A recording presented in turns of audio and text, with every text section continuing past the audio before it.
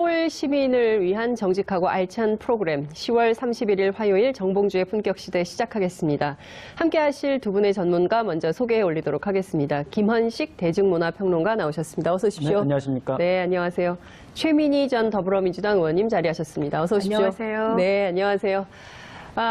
시청자 여러분들께서도 함께 하실 수 있습니다. 샵 5400, 샵 5400으로 다양한 의견 보내주시기 바랍니다.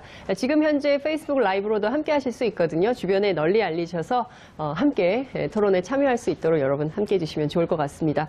자, 본격적인 얘기를 좀 시작해 보도록 하겠습니다.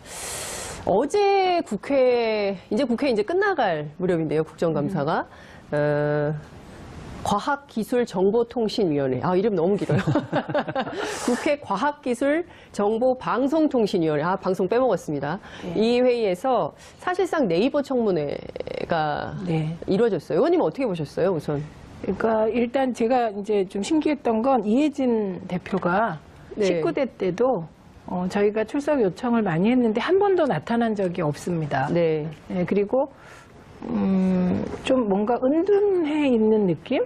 그런 느낌이었는데 어제 국감장에 나와서 이거 진짜 네이버가 심각하긴 심각한 거구나 이런 생각을 하게 되었고요. 네. 그다음에 이제 네이버와 관련한 이런 문제 제기는 이게 하루 이틀의 문제가 아니었습니다. 굉장히 오래됐어요. 오래된 문제고 특히 저희가 이제 시민사회에서 방송이나 언론 문제 고민할 때나 19대 국회에 들어가서나 과연 네이버가 하는 각 방송사나 신문사의 뉴스 배열 이걸 편집이라고 봐야 될지도 모르겠어요. 근데 그 배열을 규제할 수 있느냐 없느냐에 대해서 집중적으로 토론을 했는데 늘 결론 없이 끝났던 문제이고요. 이번에 이제 그 소위 청탁을 받고 기사 배치를 바꿨다는 거 있잖아요. 그렇죠. 이런 것도 의혹이 많이 있었습니다만 이렇게 딱 떨어지게 주고받은 문자 메시지가 증거로 공개된 적은 처음이라 이번 파문은 쉽게 가라앉아서도 안 되고요. 그리고 대책 마련을 해야 될 것 같습니다. 그 과정에서 사회적 논의가 필요할 것 같아요. 김헌식 평론가님 어떻게 보셨어요? 일단 어제 이제 불출석 말씀하셨잖아요. 지난 회기에서 안 나왔다고 그러는데 그래서 말씀하신 대로 은둔의 경영자로 불리죠. 그런데 처음에 불출석 이번에 하려고 하다가 이제 검찰에 고발을 하겠다고 하니까 이제 뒤늦게 나왔는데 한편으로 생각해 보면 네이버의 사회적 영향력을 생각했을 때 저는 자격이 없다라고 생각을 해요. 왜냐하면 자격이 없다. 왜냐하면 4,300만 이상의 정말 국민들이 이용을 하고 또 3분기 매출액을 보니까 4조 원이 넘습니다. 이야. 그렇기 때문에 막강한 영향력과 그런 산업이라고 이제 불릴 건데, 그러니까 영화 시장보다도 훨씬 더 많은 매출액을 기록을 하는 것이거든요. 거기에 비해서 사회 책임 의식이 없다. 그리고 말하는 거 보면 제가 엔지니어 출신이어서 사회적 식견이 부족하다. 이런 얘기를 합니다. 그리고 기술 기반 기업이기 때문에 네이버는 조작 같은 걸 하지 않는다. 그러면서 이번에 한석우 대표가 책임이 있는 것처럼 이야기를 하는 거죠. 그러니까 그런 네이버의 사회적 영향력을 생각했을 때 너무 책임 의식이 없고 리더로서의 과연 자격이 있는 것인가 이런 것들을 출석했음에도 불구하고 떨칠 수가 없다는 점이 또 드는 그런 생각이었습니다. 네, 저희가 사실 네이버 다음 두 개의 포털이 있고요. 어찌 보자면 공용 두 개가 모든 그 미디어 시장을 좀 어찌 보자면 그러니까 온라인 공간에서 모든 것을 좌우하는 특히 이제 사실 언론사라고 볼 수는 없지 않습니까? 포털을. 의원님 어떻게 보세요? 그러니까 그게 오랜 논쟁인데 지금 두 개의 공룡이라고 얘기를 하셨는데 그렇게 말하기가 어렵습니다. 왜냐하면 네이버가 거의 70% 전후고 그다음에 다음이 많아야 15%에서 20% 사이입니다. 그러니까 이게 최고가 그 헤비급하고 라이트급 이 정도밖에 안 되기 때문에 이렇게 볼 수가 없고요. 그러니까 다만 이런 겁니다. 요새는 이제 종이신문 시대가 지났잖아요. 그리고 방송도 일방적으로 뿌리고 봐라 하는 이런 일방형 소통 시스템은 갈수록 이제 축소될 수밖에 없잖아요. 그리고 저만 해도 새로운 소식을 네이버나 다음을 통해서 이제 보게 됩니다. 그럼 이제 1면, 2면, 3면 쭉 넘어가잖아요. 근데 이제 여기서 쟁점이 되는 건 우리가 일반적으로 정통적으로 얘기하는 언론이란 규제 대상이 되는 언론은 첫째는 희소성, 특히 방송 같은 경우는 전파의 희소성에 기초해서 규제 논리가 발생하는 거거든요. 근데 포털이 인터넷상에서 이제 기업을 하고 있는 거기 때문에 인터넷이 자원의 희소성이 있냐? 아닌 것 같거든요. 그러니까 우리가 규제를 하려고 하는 그런 이제 공공재를 쓰고 있기 때문에 규제한다는 기본적인 출발이 안 맞는 겁니다. 네. 그런데 그러면 기본적으로 그 인터넷이 자원의 희소성에 해당하지 않는다고 해서 네네. 지금 포탈이 하고 있는 편집 기능 그에 따라서 기사 노출도에 따른 클릭수가 엄청난 거잖아요. 영향력도 엄청나고. 네. 그럼 이 편집 행위만을 띄어서 네. 언론으로 볼 수 있냐 없냐 이제 이 논쟁을 네. 오랫동안 해온 건데요. 네. 그래서 결국은 이 논쟁이 다시 불러 일으켜지지 않을까 싶고 어떤 방식으로든 포탈의 편집 행위에 대해서 네. 사회적 통제가 가해지지 않을까 싶습니다. 네. 저는 이제 2008년에 뭐 포털 매트릭스라는 책을 썼어요. 근데 그게 부제목이 뭐냐면 이 포털 제국과 문화의 위기라는 관점에 쓴 거거든요. 근데 그동안 이제 뉴스 서비스 문제는 이미 10여 년 전부터 그 규제해야 된다 맞아요. 아니면 예. 왜 해야 되느냐 근본적인 그 질문을 했었거든요. 네. 근데 제가 한 가지 좀 제기를 하고 싶은 건 뭐냐면 국정원에서 사이버 전단으로 댓글 조작을 했을 때 어디서 했겠냐라는 거죠.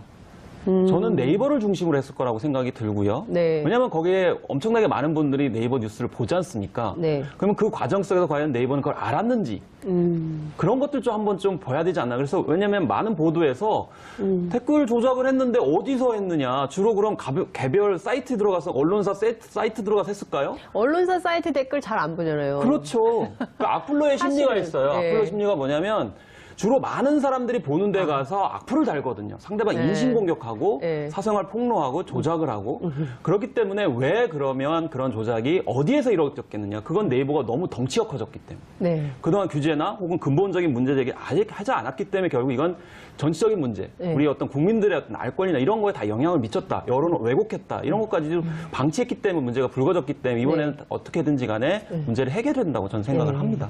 그러니까 지금 그 편집 행위에 대한 규제 그리고 저는 사회적 대화도 좀 필요한 것 같아요. 사회적 논의를 통해서 과연 뭐 이혜진 대표의 경우에는 뭐 언론사가 아니다 이렇게 주장을 했지만 과연 그렇게 볼 만한 요소가 있는지 왜냐하면 편집된 거를 보잖아요. 국민들이 그렇기 때문에 그 문제는 좀 논란이 이제 그 정리될 수 있게 토론이 좀 필요하다고 보고요.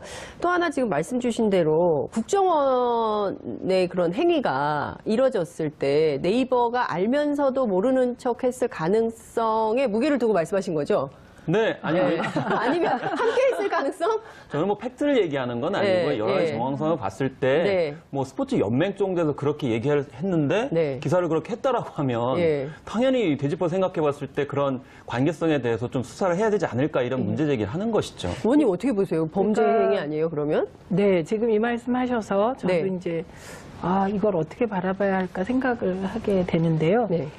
최소한 알 수는 있었을 것이다 이런 생각이 듭니다. 근데 그게 알 수는 있었는데 네이버가 어떤 그런 국정원의 불법적 댓글에 뭐 이렇게 카르텔에 들어가 있다거나 이렇게는 단정할 수 네. 없을 것 네, 같아요. 네. 근데 왜 알게 되냐면 되게 이제 그 서버 관리하다 보면 그리고 이제 그 베이스 관리하다 보면 이상하게 뭔가 그렇죠. 많은 사람들이 갑자기 접속해서 특정 기사에 대해서 댓글이 많아질 때 네. 그 흐름을 알 수 있을 것 같습니다. 근데 그 부분은 이제 조사를 과연 할 필요가 있는 건지 필요가 있다고 생각되면 전 알았을 것이다. 네. 예. 그런데 그러면 저희가 이제 저희 당 서버가 네. 디도스 공격을 받을 때가 네. 있습니다. 네. 그런 그 디도스 공격이라는 게 다른 게 아니라 좌표를 찍어서 많은 사람들이 그렇죠. 접속하는 맞아요. 거거든요. 그렇죠. 예. 네, 그러면 이거를 우리가 아는 거예요. 내부 관리자가. 네. 그렇듯이 댓글이 수없이 많이 쏟아질 때 알 수는 있었을 거다. 네. 네, 이런 생각이 듭니다. 근데 그렇게 알았을 때 네. 그게 이제 일종의 디도스 공격처럼 많은 댓글이 쏟아졌을 때 이게 하나의 경향성을 띠면 본래는 포털에서 알아서 차단하는 그렇죠. 거죠. 정리를 해야죠. 이렇게. 네, 그 기능이 작동 안 했던 거잖아요. 그렇죠. 네, 그래서 이 부분을 수사가 필요하다는 말에 일단 지금 되게 긍정적으로 들립니다. 네, 그래서 이 부분도 한번 네. 이번에 수사 필요성에 대해서 언급해야 될 것 같아요. 그러니까 사실은 그 댓글 내용들도 어쨌든 모니터링 할 수밖에 없어요. 그러면 만약에 말씀하신 것처럼 어느 날 갑자기 어느 시간에 네. 특정 기사에 만약에 그런 댓글들이 많이 달리기 시작한다 그러면 그 댓글 내용도 볼 수밖에 없거든요. 네. 그럼 만약에 거기서 뭐 우리가 언론사가 아니기 때문에 그 부분에서는 또 우리가 터치할 게 아니다 이런 식으로 또 나오기 때문에 그러니까요. 자기애들한테 불리할 때는 우리 언론기관이 아니야.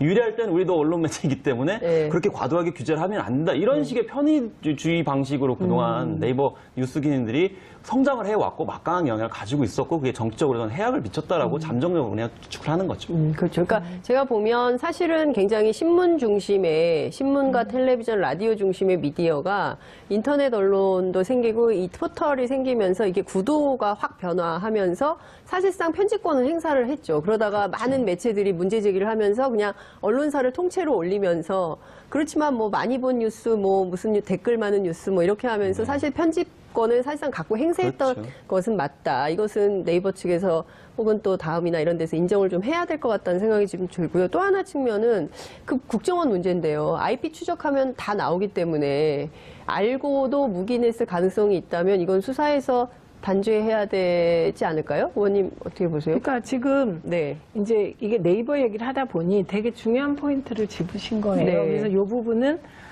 저는 수사의 필요성, 그러니까 일단 조사의 필요성, 네. 그리고 거기에 만약에 좀 의심되는 지점이 있다면 수사의 필요성이 있다고 생각합니다. 근데 그렇게 되기까지는 이제 분석이 필요할 것 같아요. 네, 그래서 조심스럽게 저는 수사의 필요성이 있다 이렇게 보고 또 의심할 수 있는 정황이 있는 것은 지금 이제 다 잊으셨을 수도 있는데 18대 국회에서 네. 진성호 전 의원이 만약에 한나라당 의원이죠, 당시? 한나라당이었죠. 네. 근데 그때 무슨 얘기를 했냐면 포털에 전화를 무지하게 많이 해서 뭐 기사를 좀 바꾸고 뭐 네. 이렇다는 요지의 얘기를 했어요. 네, 네. 그러면서 덧붙인 게 네이버는 평정한 것 같다. 근데 다음은 잘 안 된다. 이런 얘기가 있었습니다. 네. 그런데 네이버 쪽에서 이건 이제 무슨 손해배상 소송을 걸어서 결국은 진성호 의원이 사과하는 선에서 끝난 사건이 있었는데 예. 그게 하나의 예지만 네이버에 대해서는 계속 과거 한나라당과의 연계성이 있지 않냐, 네. 그런 경향이 있지 않냐, 예. 이런 문제 제기가 있어 왔습니다. 네. 그래서 이제 정치적 편향성이 있고 그 정치적 편향성을 기사 배치나 뭐 이런 걸로 실제로 드러내고 있지 않냐. 그래서 다음 같은 경우는 아고라가 집중적으로 MB 정권의 규제를 네. 탄압 뭐 받았다는 예, 예. 의혹이 일었지만 네이버에 대해서는 그런 얘기가 없었거든요. 예. 그래서 이런 문제 제기는 계속해서 돼 왔다. 근데 이제 저희가 19대 때 그럼에도 불구하고 모순적으로 네이버 문제를 일관적으로 제기하면서 포털 규제를 하자는 쪽이 저희 당이 아니었습니다. 새누리당이었어요. 진짜요? 네. 와. 그래서 그때 네. 관련하여 우리가 여론 토론회도 하고 뭐 네. 담당자들하고 얘기를 해보면 이제 네이버의 경우 그때 알고리즘 얘기를 계속했어요. 알고리즘이 한번 설정되면 네. 기계 스스로 돌아가는 거기 때문에 알고리즘을 손댄다는 건 불가능하다는 입장이었거든요. 네, 근데 지금 와서 보면 그 네이버의 그 답변도 틀린 거고 네. 그 당시에 저희가 이제 포털 규제에 좀 소극적이었던 건 그나마 인터넷은 자유로운 공간이었는데 네. 지금의 자유한국당, 구새누리당이 포털까지 강하게 규제하자는 것은 결국 방송 장악을 인터넷 장악으로 이어져서 완전하게 표현의 자유, 네. 그 영역을 장악하려는 의도로 봤기 때문에 좀 소극적이었긴 했는데 이번엔 상황이 완전히 바뀌고 네. 네이버 스스로 규제의 필요성을 지금 증명하고 있다고 생각합니다. 네. 그래서 이제 알고리즘을 이제 자꾸 얘기를 하면서 네. 알고리즘이 그렇기 때문에 이제 아까 말씀하신 것처럼 한번 그렇게 세팅이 되면 자기 스스로 돌아가기 때문에 문제가 없다. 심지어는 최근 어떻게 이제 얘기하냐면 인공지능을 얘기를 합니다. 네. 최근에 이제 네이버가 그 국내에서 그 벌어들인 돈을 가지고 이제 구글을 따라해가지고 인공지능 심지어는 로봇 뭐 우주 개발까지 한다는 거거든요. 저는 이제 한국식 그런 경제 개발 모델, 그러니까 재벌 그대로 따라가는 거예요. 그러니까 문어발식으로 다 건드리고 있거든요. 이제 그것 때문에 네이버가. 예, 네. 문화 얘기를 하고 있는데 이제 그건 이제 시간 되면 좀 말씀드리겠고요. 이번에 이제 모순적인 발언하는데 뭐냐면 대안으로 뭘 제안을 했냐면 제휴사업부와 뉴스 제공 사업을 분리하겠다 이렇게 했어요. 이게 무슨 얘기냐면 알고리즘 얘기가 이게 허구라는 걸 드러내는 거예요. 그러니까 스포츠 연맹 측에서 이렇게 청탁을 하니까 그게 이제 제휴사겠죠. 제휴사가 이제 뭐 요구를 하니까 뭐 광고겠죠. 뭐 70% 이상이 이제 광고에서 이제 수익이 벌어지니까.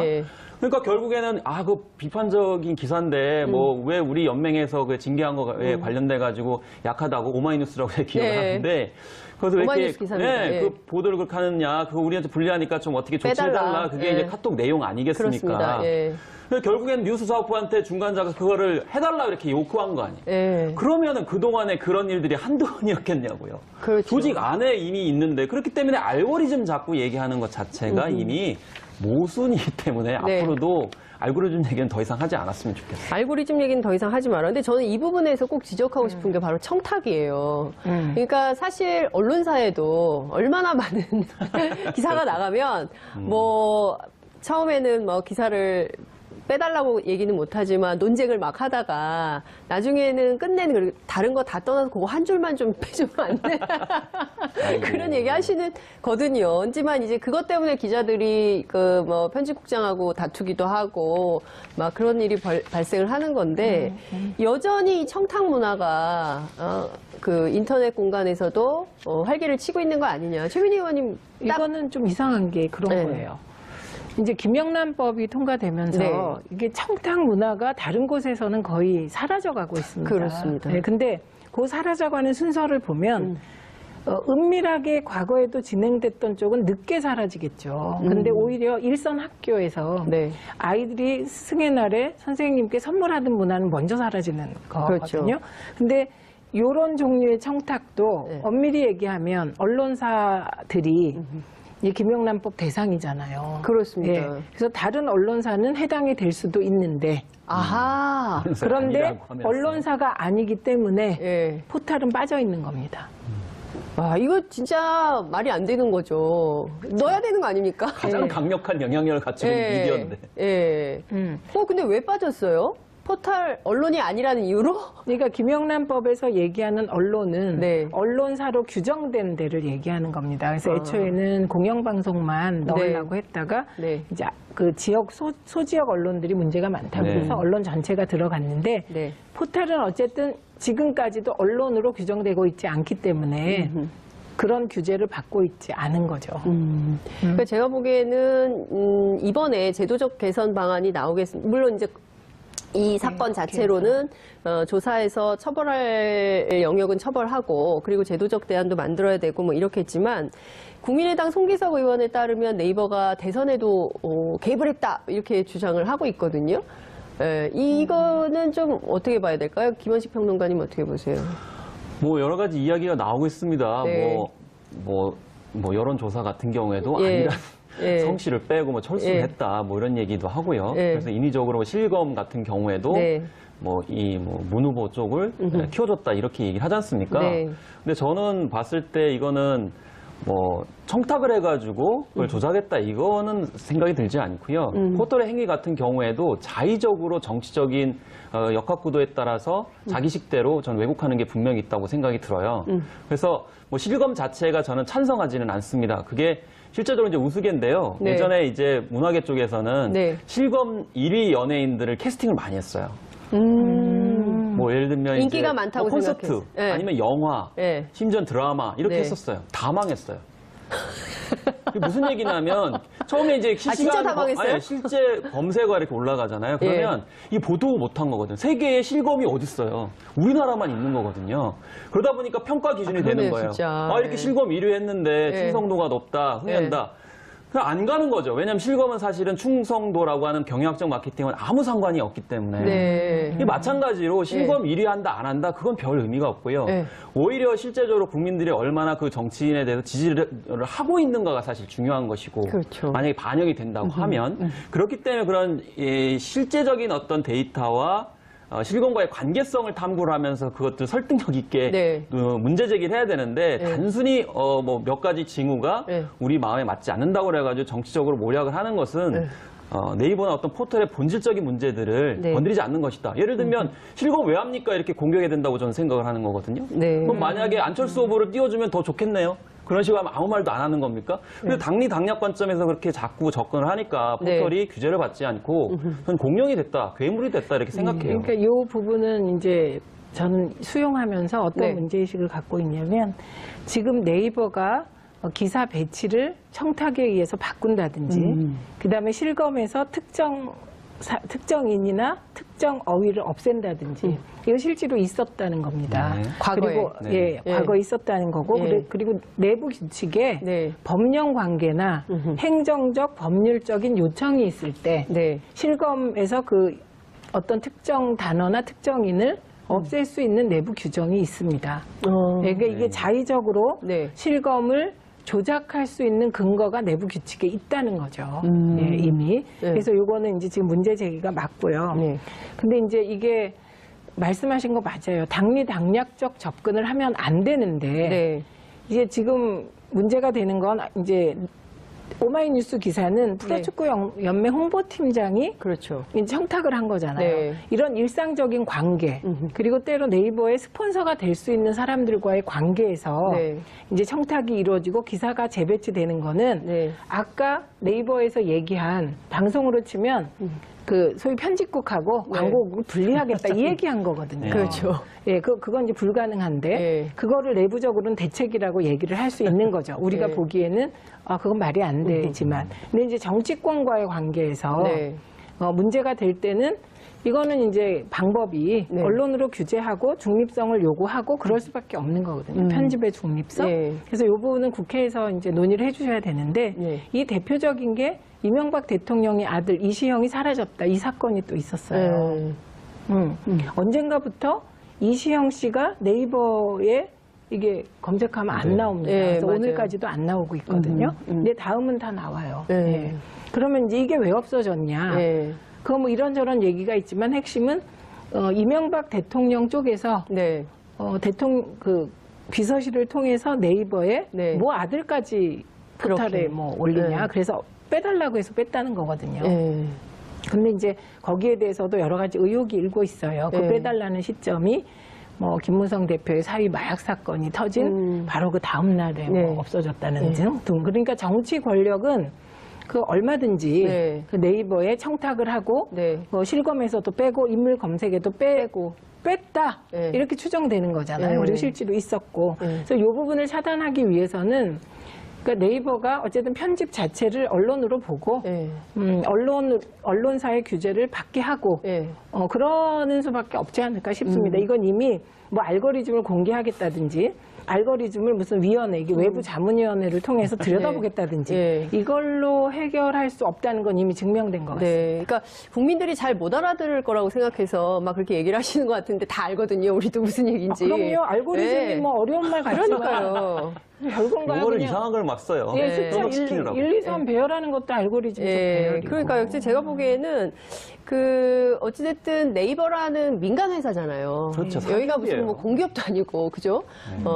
관공서도 아니고 그런데 민간 기업인데 어쨌든 전화 한 통 하면 뭐 정치 권력이 이렇게 요청하면 또 다른 경제 권력이 요청하면 빼주거나 조작하거나 이런 게 가능하다고 하면 이거를 근데 사실 언론사의 기자들은 누가 그렇게 뭐 기사를 빼달라거나 뭐 이럴 때 반발하거든요. 네. 반발하거나 뭐 그럴 수 없다고 싸우기도 하고 뭐 이런 걸 하는데 네이버는 그런 게 안 되는 거잖아요. 아니 사실 그 아까 외부위원회 말씀하셨잖아요. 네. 그럼 이제 뉴스에 관련돼 가지고 어떤 걸 올리냐 마느냐 뭐 이런 것들 이제 외부위원회에서 한다고 위임을 했다. 이걸 이제 계속 이해진 창업자가 계속 그런 얘기를 해요. 네, 네. 근데 사실 아까 계속 말씀드린 게 뭐냐면 제휴사하고 뉴스사업부하고 그러니까 광고국하고 편집국하고 네. 같이 맞물리는데 그러면 광고국과 편집국이 어떤 일이 있는지를 외부위원회 중간에서 그럼 심판을 해야 될 거 아닙니까? 그렇게 해야 사실 막아지는 문제지. 결국 알고리즘이다, 인공지능이다, 큐레이션이다, 이건 시스템이나 기술은 네. 자꾸 이제 기술 기반이기 때문에 그런 거 없다 그러지만 사실 사람이 하는 문제거든요. 그렇죠. 사람이. 아무리 인공지능으로 뭐 이렇게 알고리즘을 증대시킨다 하더라도 알파고 뭐 알파 제로를 거기다 투입한다 하더라도 결국 사람이 다 조율하는 문제이기 때문에 이게 일이 벌릴 수 없기 때문에 구분을 명확하게 하고 앞으로도 잠재적으로도 그런 문제점이 계속 있을 수밖에 없다는 걸 전제를 하고 규제를 하고 근본 대책을 마련하는 것이 바람직하죠. 그리고 이거는 또 하나 조금 이제 더 들어가 봐야 될 게 뭐냐면 프로축구 연맹에서 청탁을 합니다. 청탁을 네이버가 들어줍니다. 그러면 네이버 뭘 받았을까? 저는 이게 되게 궁금했어요. 그렇죠. 그러면 굉장히 중요한 포인트예요. 네, 그래서 프로축구 연맹에서 네이버에 뭐를 줬을까? 네이버에 어떤 협찬을 했을까? 이게 되게 궁금해지는 지점이라 이건 단순한 청탁으로 끝나는 일은 저는 이 세상에 없다고 생각합니다. 그리고 이제 진성호 전 의원이 얘기했던 네이버가 평정됐다든지 그다음에 이명박 대통령 비서실에서 전화를 해서 이시영이라는 이름을 좀 빼달라. 검색에서 빼달라. 이렇게 얘기하고 나면 대가는 없었을까. 그리고 이런 일이 이제 드러나지 않은 수없이 많은 정치권의 청탁이 있었을 것으로 추정됩니다. 저는. 그러면 그 추정의 대가는 없었을까. 이 부분이 되게 궁금하죠. 저는 있었을까에 한 1000표를. 아니, 왜냐면요. 한 표 더 하겠습니다. 한 표, 1001표? 아니, 그럴 수밖에 없는 게 너무 성장을 많이 했고요. 앞서 이제 말씀 주신 대로 4조 원대의 매출을 올리는 회사라고 한다면 정치 권력, 경제 권력으로부터 얼마나 많은 대가를 받았을까라는 것이 입증이 되는 거 아닌가 싶은데요. 특히 삼성 이재용 부회장이 지금 가 계시잖아요. 서울구치소에. 삼성의 청탁으로 네이버가 이재용 부회장 관련된 기사도 축소 했다는 의혹이 지금 제기가 돼 있어요. 그 가능성은 어떻게 보세요? 아니, 설마 진짜 그랬을까? 아니, 저는 개연성이 크다고 봅니다. 저도 그렇게 생각합니다. 그리고 그 삼성 고위 간부와 언론사 그러니까 간부들이 주고받은 그 메시지나 이게 공개됐을 때 그러니까 전부 저자세고 삼성이 갑이고 언론사가 을이잖아요. 언론사가 을인 경우가 거의 없습니다. 특히 정치인들은 언론사에 대해서 무한 을이거든요. 그래요, 맞아요. 무한 갑이고. 그런데 삼성 앞에서만 언론인들이 다 을이었거든요. 그런 법칙이 네이버에도 통했을 것 같습니다. 같고.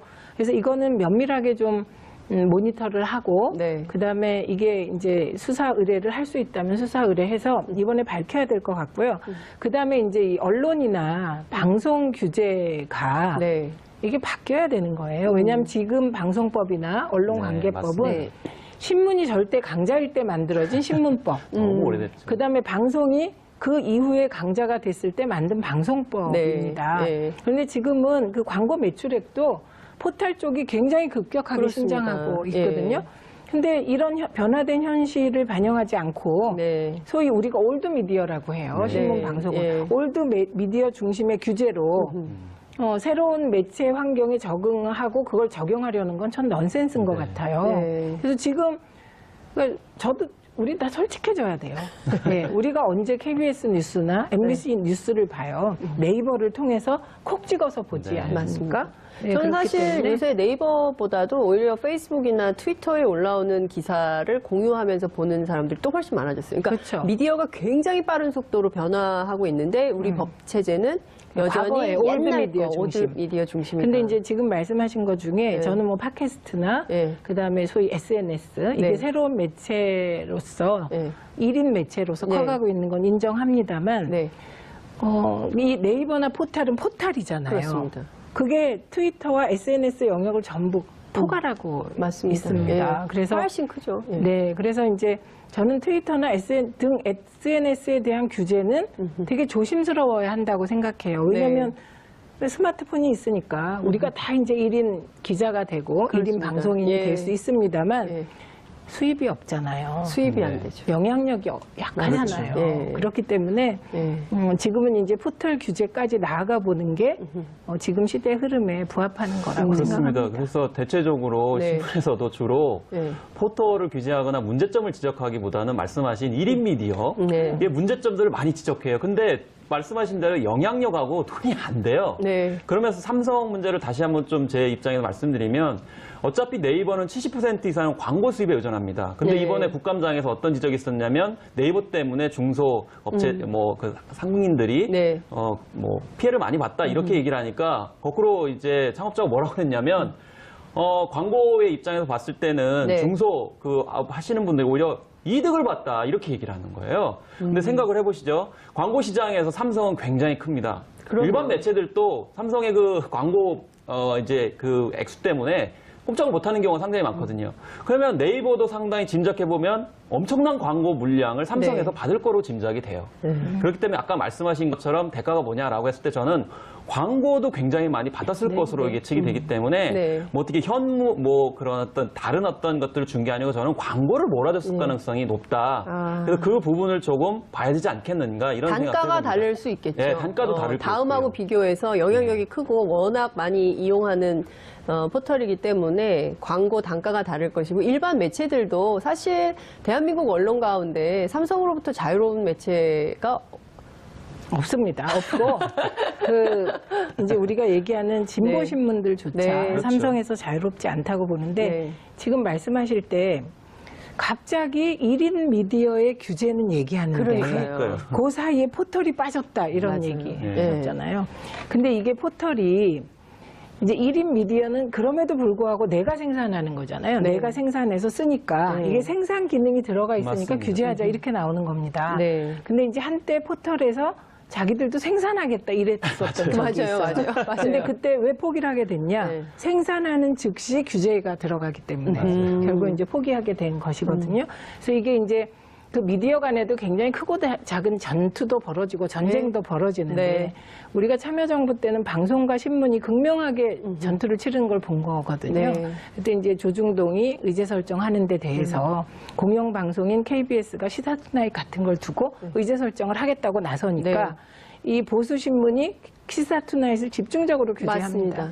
근데 포털은 스스로 의제 설정을 안 한다 이렇게 숨어버린 거예요. 그런데 실제로는 의제 설정을 한다. 우회적인 방식으로. 그렇습니다. 그리고 이제 의제 설정을 안 한다고 숨어버리니까 이제 팟캐스트가 의제 설정을 한다. 네. 1인 미디어가. 그러니까 이제 팟캐스트와 보수 언론과 공영방송, 장악된 공영방송 사이에 네. 그리고 종편 사이에 이제 전쟁이 벌어지고 있는 거죠. 그러니까 지금은 애꿎게 1인 미디어가 순환당하는 시대입니다. 그러니까요. 그러니까 지금 어찌 보자면 자꾸 우회로를 찾아가고 있는데 지금 국민들이 다 감시를 하고 있기 때문에 네. 지금 상황에서는 네이버 등 포털 규제를 피할 길은 없다. 근데 이제 한성숙 네이버 대표 이런 얘기를 했어요. 우리가 드러난 증거는 인정을 해요. 스포츠 뉴스 재배치는 사실이어서 인정하고 사과했지만 삼성 거는 그렇지 않다. 우리는 삼성으로부터 자유롭다. 이런 주장을 하고 있거든요. 김관식 평론가님 웃고 있어요. 너무 거짓말이었어. 아니 자유로울 수가 없죠. 아니 네. 광고 수입 70% 이상이라니까요. 그 물량이 단가가 말이 안 되죠. 중소 쪽에서 광고 단가하고 삼성의 단가는 전혀 다르기 때문에 네. 물론 이제 전문 용어로 롱테일 효과도 있지만 사실은 롱테일 효과는 장기 관점에서 보는 거고 실제로 뭐 1분기, 2분기, 3분기 이렇게 이제 매출액을 산정하는 기업인데 그 예. 롱테일로 볼 수가 없기 때문에 그건 허위. 그거는 어떻게 보십니까, 의원님? 이렇게 구글 같은 경우 네. 보면요. 구글 딱 들어가면 아무것도 없고 검색창만 있잖아요. 그래서 뉴스를 검색하고 싶어도 예컨대 저희가 오늘 최민희 의원님과 관련된 기사를 보고 싶다 그러면 최민희 딱 치면 쫙 뜨잖아요. 그래서 본인이 취사 선택을 할 수 있는데 우리는 예쁘게 편집을 해서 자 우리가 진열장의 뉴스들을 보세요 이렇게 하고 있는 거거든요. 이 자체를 좀 바꿔야 되는. 그러니까 이제 그게 얘기하면 기사 배치나 뭐에 예. 진짜 알고리즘을 바꿔야 되는. 그러면 이제 그 알고리즘이 그럼 스스로 바뀌냐 아닌 거잖아요. 네. 그러니까 아주 구체적으로 들어가면 알고리즘을 공동으로 시민사회의 통제하에 관리하는 시스템이 필요할 수도 있을 겁니다. 아마 네. 이게 이제 언론으로 인정을 하고 규제에 들어가면. 네. 근데 구글이 되게 합리적인 거예요. 그러면 이제 뭐 시간 순으로 쭉 들어가 있다거나 네. 그게 이제 배열 순을 클릭하면 네. 내가 보고 싶은 거 볼 수 있는 그렇습니다. 거잖아요. 예. 근데 지금 저는 다음이나 네이버에 저와 관련된 기사가 있잖아요. 예. 아 근데 제가 실은 기사만 정확도에서 제일 늘 떠 있단 말이죠. 그 정확도의 기준이 뭘까를 스스로 항상 의심해요. 이거는 저뿐만 아니고 정치인들은 다 그럴 것 같거든요. 아니 저도 딱 치면요 제일 제가 불쾌한 좀 기사가 사실상 뜨죠. 예 말이 안 되는 얘기가 이렇게 딱 떠 있어가지고 네. 그러니까 그 알고리즘의 기준은 누군가 정하는 걸 테고 그 알고리즘의 기준을 정할 때 불편부당하게 할 수 있는 사람은 이 세상에 존재하지 않을 것 같아요. 그리고 그 시기의 시대 상황, 정치 상황, 뭐 권력 관계에 따라 바뀔 것 같아서요. 저는 이번에 우리가 보면 이 포털에 관해서 문제 제기를 막 하다가 다른 큰 의제가 터지니까 이게 네. 또 뒤로 숨고 뒤로 숨어서 이제 그동안의 규제 공백 상태에서 많은 일이 벌어졌거든요. 네. 그래서 이번에는 이 문제를 좀 누군가 국회 과기 방송통신 예, 누군가는 좀 끝까지 네, 최민희 의원님이 거기 딱 계셨어야 되는데 그래야 너무 세게- 열심히 일하면 안 된다고 장윤선 기자님도 과거에 저한테 말씀하신 적이 있습니다. 그러니까요. 국회에 딱 계셔야 되는데 아쉬움이 있네요. 우리가 뉴스 편집에서 객관성이라는 게 있을 수 있나? 왜냐하면 다 각사마다 주장하는 바가 있고 뭐 이런 거잖아요. 그런 측면에서 보면 포털도 다 그런 거 있는 거 아니겠어요? 사실 이제 뉴스 편집에 관련돼 가지고 이제 애초에 네. 뭐 10여 년 전부터 이제 지속적으로 이제 제안되었던 게 뭐냐면 배열을 하지 말아라. 그러니까 예를 들면 연합뉴스 속보 이렇게 뜨시지 네, 그냥 네, 네. 쭉 그냥 걸면 되지 왜 네. 그거를 칸을 나누고 그러니까요. 중요도에 따라서 배치를 하고 그 다음에 그렇지 않은 기사는 좀 밑에 작은 네. 글씨로 하고 사실 네. 이번에 문제가 됐던 기사 같은 경우 처음에는 크게 이제 다뤘다가 점차 이게 줄여간 거 아닙니까? 그렇습니다. 그러다 보니까 이제 댓글이 적게 달리니까 이게 이제 조작이 된 것이다. 네. 그걸 이제 시인했던 상황이거든요. 네. 그렇기 때문에 편집 배치에 관련돼서 뭘 근거로 그걸 크게 하고 뭘 잡고 그래서 일선 기자분들 같은 경우는 사실 그런 얘기가 있지 않습니까? 편집국에서 야 저쪽 기사는 왜 이렇게 크게 뜨는데 우리 기사는 왜 이렇게 작게 배치는 거야? 이거 가지고 편집국에서 난리를 치잖아요. 그러면 그렇습니다. 저는 이 저널리스트들 그러니까 언론사 기자들을 다 노예해왔다고 저는 생각이 들어요. 근데 정작 분노하지 않아요. 자기들 그렇게 열심히 저널리스트로 또 활동을 하는데 이걸 네. 경쟁을 시키는 거거든요. 네. 마치 경마식으로. 그게 마치 이게 배치. 그 칸이 얼마나 된다고. 그걸 가지고 이렇게 저널리스트가 저격받아야 되느냐. 근데 저는 공론화 시키는 적을 한 번도 본 적이 없어요. 네. 주로 시민단체에서 얘기를 했고 그렇죠. 일부 최민희 의원과 같은 일부 국회의원들만 얘기를 했기 때문에 그런 점에서 봤을 때 언론 내부에서 좀 본격적으로 얘기해주면 안 될까요? 해야 된다고 봅니다. 해야 된다고. 네, 해야 된다고 봅니다. 언론 내부에서 이 얘기를 적극적으로 해야 되고요. 시간이 다 돼서 끝으로 그래도 말씀 꼭 여쭤봐야 될 것 같아요. 의원님, 포털에 방발기금 있잖아요. 방송통신발전기금을 부과하도록 만들어야 된다. 이런 주장이 나와요. 이 점은 좀. 방송발전기금의 근거는 네. 전파가 희소성이 있는데 그 공공재인 전파를 쓰는 대가로 방발기금을 내는 거예요. 네. 그러면 그게 전제고 그 다음에 허가제. 네. 이 두 가지가 전제거든요. 그러니까 방발기금을 걷자. 이거는 좀 논리적으로 너무 나간. 네, 그래서 우선은 포털을 언론으로 볼 것인가 말 것인가. 네. 그러면 이건 편집 기능을 언론으로 본다는 얘기거든요. 그렇게 했을 때 언론으로 보고 규제할 수 있는 범위가 어디까지인가. 네. 네, 그렇게 되면 이제 언론 중재 대상도 되는 거고, 만약에 언론이 된다면. 네. 그리고 포털에서 이제 방송을 띄우면 포털이 방송 보도를 편집하더라도 그 편집 행위가 언론 행위이기 때문에 네. 방심위 규제도 받을 수 있는 거기까지 나가는 겁니다. 그렇군요. 마지막으로 네. 한마디 네, 말씀드리겠습니다. 말씀하시죠. 예. 그래서 이제 뉴스만 가지고 얘기 안 해서 이제 그냥 문화를 연구하는 사람 입장에서 네. 한마디 좀 그냥 제 근본적인 제안을 드리면 대기업처럼 이렇게 문어 발식으로 사업하는 거 네이버 규제해야 됩니다. 뉴스만의 문제가 아니고 그러면 왜 청탁을 하냐 이거예요. 그만큼 많은 사람들이 거기 오가기 때문이죠. 무료 콘텐츠를 제공하기 때문에 문화는 무료다는 생각을 가지고 있는. 예를 들면 웹툰이나 음악이나 방송이나 책이나 영화나 모든 걸 다 팔고 있습니다. 네. 무료 개념으로 에헤. 그렇게 하다 보니까 많은 사람이 오고 가니까 그 가운데 뉴스를 또 보시는 거고 이러다 보니까 영향력이 커지는 거거든요. 그래서 저는 다 쪼개야 된다고 생각합니다. 하지 말아야 될 건 하지 말도록 그래야만이 다른 콘텐츠 기업도 알고 이게 생태계가 가는 것이지 이렇게 괴물 공룡을 만들어가지고 모든 걸 다 독식을 하게 되면 여전히 영향력은 커지고 청탁이 반드시 들어갈 수밖에 없기 때문에 영향력을 줄이는 형태로 가는 것만이 저는 우리나라 문화도 살고 나라가 사는 거라고 저는 생각해요. 끝으로 정말 중요한 말씀 해주셨는데요. 그러니까 문화든 그리고 뉴스는 다 공짜라고 생각해서 막 국민들이 쓰는데 실제로 이 영향의 그 최고봉에는 재벌, 정치 권력이 장악하고 있는 그렇죠. 거거든요. 그 우산 속에 있는 거기 때문에 우리가 독립성을 보장받지 못하는 거 아닌가 이런 생각이 좀 들고요. 공정한 플랫폼이다라고 네이버가 주장을 하지만 국민들이 인정하는 공정한 플랫폼이 될 때까지 감시해야 되지 않을까 싶습니다. 오늘 두 분 말씀 너무 잘 들었어요. 정말 재밌었습니다. 고맙습니다. 고맙습니다. 네, 감사합니다. 정봉주의 품격시대에서는 여러분들의 소중한 의견을 받고 있습니다. 샵 5400, 샵 5400으로 주제에 맞는 다양한 의견 문자로 보내주시기 바랍니다. 100원의 정보 이용료가 부과됩니다. 여러분들께서는 지금 생방송으로 진행되는 정봉주의 품격시대와 함께하고 계십니다. 언제 어디서나 편리하고 다양하게 서울 시민들의 필수 어플 TBS 앱 지금 바로 깔아봐. 요 편집 행위만을 띄어서 네. 언론으로 볼 수 있냐 없냐 이제 요 논쟁을 네. 오랫동안 해온 건데요. 네. 그래서 결국은 이 논쟁이 다시 불러일으켜지지 않을까 싶고 어떤 방식으로든 포탈의 편집 행위에 대해서 네. 사회적 통제가 가해지지 않을까 싶습니다. 네. 저는 이제 2008년에 뭐 포털 매트릭스라는 책을 썼어요. 근데 그게 부제목이 뭐냐면 이 포털 제국과 문화의 위기라는 관점에 쓴 거거든요. 근데 그동안 이제 뉴스 서비스 문제는 이미 10여 년 전부터 그 규제해야 된다 맞아요. 아니면 네. 왜 해야 되느냐 근본적인 그 질문을 했었거든요. 네. 근데 제가 한 가지 좀 제기를 하고 싶은 건 뭐냐면 국정원에서 사이버 전단으로 댓글 조작을 했을 때 어디서 했겠냐라는 거죠.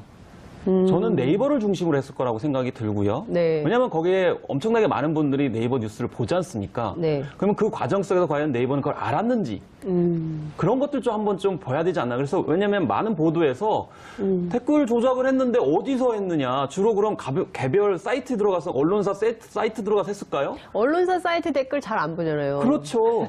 그 악플러의 심리가 사실은, 있어요. 네. 악플러 심리가 뭐냐면 주로 많은 사람들이 보는 데 가서 악플을 달거든요. 상대방 네. 인신공격하고 네. 사생활 폭로하고 조작을 하고 그렇기 때문에 왜 그러면 그런 조작이 어디에서 이루어졌겠느냐. 그건 네이버가 너무 덩치가 커졌기 때문에. 네. 그동안 규제나 혹은 근본적인 문제 제기 아직 하지 않았기 때문에 결국 이건 전체적인 문제, 네. 우리 어떤 국민들의 어떤 알권이나 이런 거에 다 영향을 미쳤다, 여론을 왜곡했다 이런 것까지 방치했기 때문에 문제가 불거졌기 때문에 이번에는 어떻게든지 간에 문제를 해결해야 된다고 저는 생각을 합니다. 그러니까 지금 그 편집 행위에 대한 규제 그리고 저는 사회적 대화도 좀 필요한 것 같아요. 사회적 논의를 통해서 과연 뭐 이해진 대표의 경우에는 뭐 언론사가 아니다 이렇게 주장을 했지만 과연 그렇게 볼 만한 요소가 있는지 왜냐하면 편집된 거를 보잖아요. 국민들이 그렇기 때문에 그 문제는 좀 논란이 이제 그 정리될 수 있게 토론이 좀 필요하다고 보고요. 또 하나 지금 말씀 주신 대로 국정원의 그런 행위가 이뤄졌을 때 네이버가 알면서도 모르는 척 했을 가능성에 무게를 두고 말씀하신 거죠? 네, 아니, 아니면 함께 했을 가능성? 저는 뭐 팩트를 얘기하는 건 아니고 네, 여러 가지 네. 정황상을 봤을 때 네. 뭐 스포츠 연맹 정도에서 그렇게 얘기를 했는데 네. 기사를 그렇게 했다라고 하면 예. 당연히 되짚어 생각해 봤을 때 그런 관계성에 대해서 좀 수사를 해야 되지 않을까 이런 문제 제기를 하는 것이죠. 의원님 어떻게 보세요? 범죄 그러니까- 행위 아니에요, 그러면? 네, 지금 이 말씀하셔서 저도 네. 이제 이걸 어떻게 바라봐야 할까 생각을 하게 되는데요. 네. 최소한 알 수는 생각했을 때 저는 자격이 없다라고 생각을 해요. 왜냐하면 자격이 없다. 예, 왜냐하면 4,300만 이상의 정말 국민들이 이용을 하고 네. 또 3분기 매출액을 보니까 4조 원이 넘습니다. 이야. 그렇기 때문에 막강한 영향력과 그런 산업이라고 이제 불릴 건데, 네. 그러니까 영화 시장보다도 훨씬 더 많은 매출액을 기록을 하는 것이거든요. 네, 네. 거기에 비해서 사회 책임 의식이 없다. 그리고 말하는 거 보면 제가 엔지니어 출신이어서 사회적 식견이 부족하다. 뭐 이런 얘기를 합니다. 그리고 뭐 기술 기반 기업이기 때문에 네이버는 조작 같은 걸 하지 않는다. 그러면서 이번에 한석우 대표가 책임이 있는 것처럼 이야기를 하는 거죠. 그러니까 그런 네이버의 사회적 영향력을 생각했을 때 너무 책임 의식이 없고 네. 리더로서의 과연 자격이 있는 것인가 이런 것들을 출석했음에도 불구하고 떨칠 수가 없다는 점이 또 드는 그런 생각이었습니다. 근데 저희가 사실 네이버 다음 두 개의 포털이 있고요. 어찌 보자면 공용 두 개가 모든 그 미디어 시장을 좀 어찌 보자면 그러니까 온라인 공간에서 모든 것을 좌우하는 특히 이제 사실 언론사라고 볼 수는 없지 않습니까? 포털을. 그렇죠. 의원님 어떻게 보세요? 그러니까 그게 오랜 논쟁인데 네. 지금 지금 두 개의 공룡이라고 얘기를 하셨는데 그렇게 말하기가 어렵습니다. 그렇죠. 왜냐하면 네이버가 거의 뭐 70% 70%. 예, 그 네. 전후고 그다음에 다음이 많아야 15%에서 20% 사이입니다. 네. 그러니까 이게 최고가 뭐 그 헤비급하고 라이트급 이 정도밖에 안 되기 때문에 그렇죠. 이렇게 볼 수가 없고요. 그러니까 다만 이런 겁니다. 요새는 이제 종이신문 시대가 지났잖아요. 네. 그리고 방송도 일방적으로 뿌리고 봐라 하는 이런 일방형 소통 시스템은 갈수록 이제 축소될 수밖에 맞습니다. 없잖아요. 네. 그리고 저만 해도 새로운 소식을 네이버나 다음을 통해서 이제 보게 됩니다. 그럼 이제 1면, 2면, 3면 쭉 넘어가잖아요. 네. 근데 이제 여기서 쟁점이 되는 건 우리가 일반적으로 정통적으로 얘기하는 언론이란 규제 대상이 되는 언론은 첫째는 희소성, 네. 특히 방송 같은 경우는 전파의 희소성에 기초해서 규제 논리가 발생하는 거거든요. 근데 포털이 인터넷상에서 이제 기업을 하고 있는 거기 때문에 인터넷이 자원의 희소성이 있냐? 아닌 것 같거든요. 네. 그러니까 우리가 규제를 하려고 하는 그런 이제 공공재를 쓰고 있기 때문에 규제한다는 기본적인 출발이 안 맞는 겁니다. 네. 그런데 그러면 기본적으로 그 인터넷이 자원의 희소성에 해당하지 않는다고 해서 네. 지금 포털이 하고 있는 편집 기능 그에 따라서 기사 노출도에 따른 클릭 수가 엄청난 거잖아요. 영향력도 엄청나고 네. 그럼 있었을 것이다 이런 생각이 듭니다. 근데 그게 알 수는 있었는데 네이버가 어떤 그런 국정원의 불법적 댓글에 뭐 이렇게 카르텔에 들어가 있다거나 이렇게는 단정할 수 네. 없을 것 네. 같아요. 근데 네. 왜 알게 되냐면 되게 이제 그 서버 관리하다 보면 그리고 이제 그 베이스 관리하다 보면 이상하게 뭔가 그렇죠. 많은 사람들이 갑자기 접속해서 특정 기사에 대해서 댓글이 많아질 때 네. 그 흐름을 알 수 있을 것 같습니다. 근데 그 부분은 이제 조사를 과연 할 필요가 있는 건지 필요가 있다고 생각되면 전 알았을 것이다. 네. 예. 그런데 그러면 저희가 이제 저희 당 서버가 네. 디도스 공격을 받을 때가 네. 있습니다. 네. 그런 그 디도스 공격이라는 게 다른 게 아니라 좌표를 찍어서 많은 사람들이 그렇죠. 접속하는 맞아요. 거거든요. 그렇죠. 예. 네, 그러면 이거를 우리가 아는 거예요. 내부 관리자가. 네. 그렇듯이 댓글이 수없이 많이 쏟아질 때 알 수는 있었을 거다. 네. 네, 이런 생각이 듭니다. 근데 그렇게 알았을 때 네. 그게 이제 일종의 디도스 공격처럼 많은 댓글이 쏟아졌을 때 이게 하나의 경향성을 띠면 본래는 포털에서 알아서 차단하는 그렇죠. 거죠. 정리를 해야죠. 이렇게. 네, 그 기능이 작동 안 했던 거잖아요. 그렇죠. 네, 그래서 이 부분을 수사가 필요하다는 말에 일단 지금 되게 긍정적으로 들립니다. 네, 그래서 이 부분도 한번 네. 이번에 수사 필요성에 대해서 언급해야 될 것 같아요. 그러니까 사실은 그 댓글 내용들도 어쨌든 모니터링 할 수밖에 없어요. 그러면 만약에 말씀하신 것처럼 어느 날 갑자기 어느 시간에 네. 특정 기사에 만약에 그런 댓글들이 많이 달리기 시작한다 그러면 그 댓글 내용도 볼 수밖에 없거든요. 네. 그럼 만약에 거기서 뭐 우리가 언론사가 아니기 때문에 그 부분에서는 또 우리가 터치할 게 아니다 이런 식으로 또 나오기 때문에 그러니까요. 자기애들한테 불리할 때는 우리 언론기관이 아니야. 유리할 때는 우리도 언론 매체이기 때문에 네. 그렇게 과도하게 규제를 하면 안 된다. 이런 식의 편의주의 방식으로 그동안 네이버 뉴스 기능들이 성장을 해왔고 막강한 영향을 가지고 있었고 그게 정치적으로는 해악을 미쳤다라고 잠정적으로 그냥 추측을 하는 거죠. 그렇죠. 그러니까 제가 보면 사실은 굉장히 신문 중심의 신문과 텔레비전, 라디오 중심의 미디어가 인터넷 언론도 생기고 이 포털이 생기면서 이게 구도가 확 변화하면서 사실상 편집권을 행사를 했죠. 그러다가 많은 매체들이 문제 제기를 하면서 그냥 언론사를 통째로 올리면서 그렇지만 뭐 많이 본 뉴스, 뭐 무슨 댓글 많은 뉴스 뭐 이렇게 하면서 사실 편집권을 사실상 갖고 행사했던 그렇죠. 것은 맞다. 이것은 서울 시민을 위한 정직하고 알찬 프로그램 10월 31일 화요일 정봉주의 품격시대 시작하겠습니다. 함께 하실 두 분의 전문가 먼저 소개해 올리도록 하겠습니다. 김헌식 대중문화평론가 나오셨습니다. 어서 오십시오. 네, 안녕하십니까. 네, 안녕하세요. 최민희 전 더불어민주당 의원님 자리하셨습니다. 어서 오십시오. 안녕하세요. 네, 안녕하세요. 시청자 여러분들께서도 함께 하실 수 있습니다. 샵 5400, 샵 5400으로 다양한 의견 보내주시기 바랍니다. 지금 현재 페이스북 라이브로도 함께 하실 수 있거든요. 주변에 널리 알리셔서 함께 토론에 참여할 수 있도록 여러분 함께 해주시면 좋을 것 같습니다. 자, 본격적인 얘기를 좀 시작해 보도록 하겠습니다. 어제 이제 국회 이제 끝나갈 무렵인데요. 국정감사가. 과학기술정보통신위원회. 이름 너무 길어요. 국회 과학기술정보방송통신위원회. 방송 빼먹었습니다. 이 회의에서 사실상 네이버 청문회가 이루어졌어요. 의원님 어떻게 보셨어요, 우선? 그러니까 일단 제가 이제 좀 신기했던 건 이해진 대표가 19대 때도 저희가 출석 요청을 많이 했는데 한 번도 나타난 적이 없습니다. 네.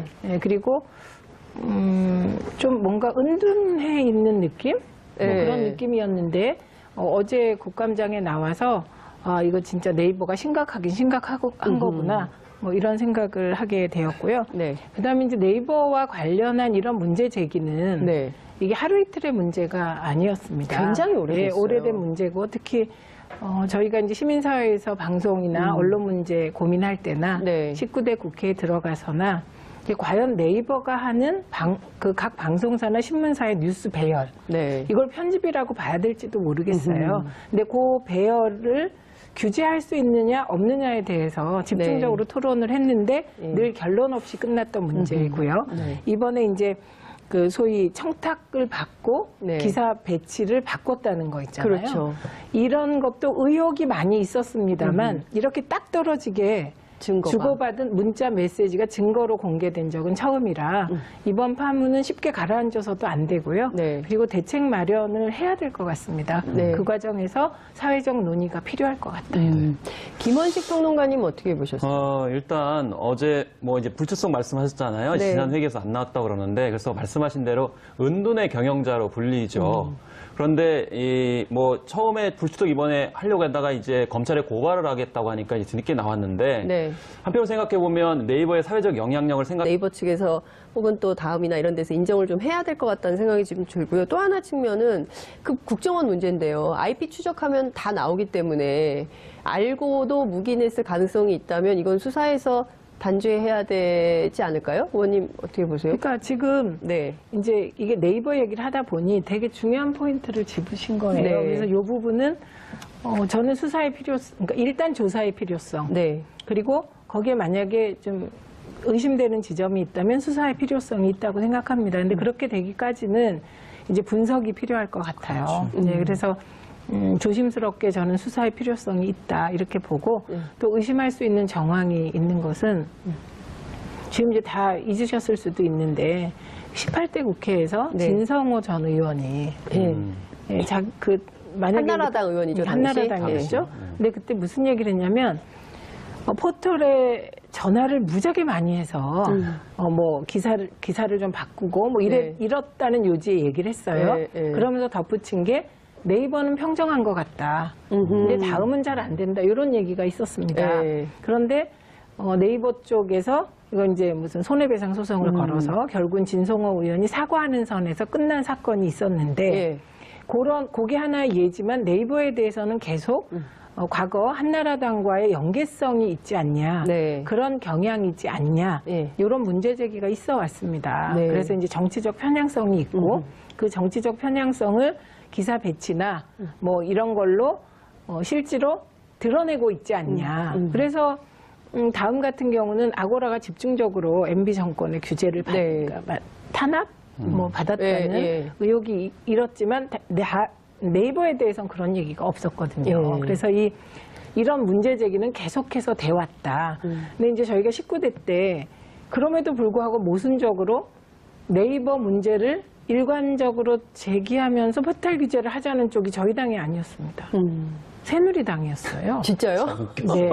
와. 그래서 그때 네. 관련하여 우리가 여론 토론회도 하고 뭐 네. 담당자들하고 얘기를 해보면 이제 네이버의 경우 그때 알고리즘 얘기를 계속했어요. 알고리즘이 한번 설정되면 네. 기계 스스로 돌아가는 거기 때문에 알고리즘을 손댄다는 건 불가능하다는 입장이었거든요. 네, 근데 지금 와서 보면 그 네이버의 그 답변도 틀린 거고 네. 그 당시에 저희가 이제 포털 규제에 좀 소극적이었던 건 그나마 인터넷은 자유로운 공간이었는데